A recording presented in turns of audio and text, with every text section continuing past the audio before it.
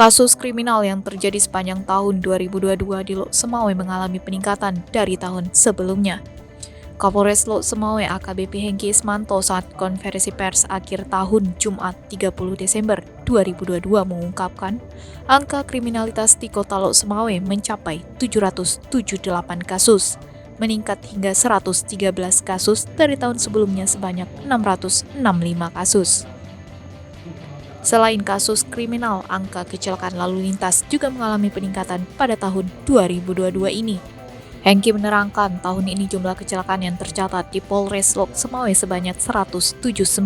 Jumlah tersebut naik dari tahun sebelumnya, yaitu 146 kasus secara persentase meningkat 18,43%. Meski angka kecelakaan meningkat, jumlah pelanggar lalu lintas di wilayah hukum Polres Lok Semawe mengalami penurunan dari angka 13.809 pelanggar turun drastis menjadi 7.895 pelanggar. Sementara kasus narkoba sendiri mengalami penurunan dari 73 kasus di tahun 2021 menjadi 70 kasus di tahun ini.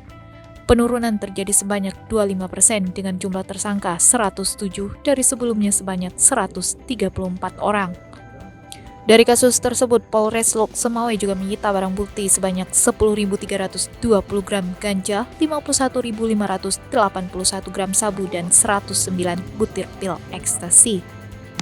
Sementara itu juga terdapat sejumlah kasus yang menonjol dan menyita perhatian publik, yaitu kasus curas di Jalan Elak SPKKA Kecamatan Nisam menggunakan benda mirip senjata. 2 orang tersangka diamankan.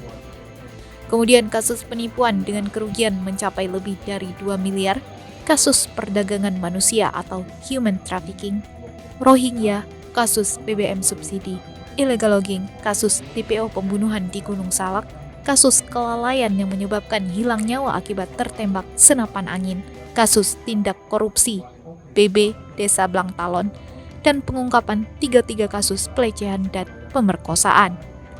Demikian, Khairun Nisak melaporkan dari Lok Semawe.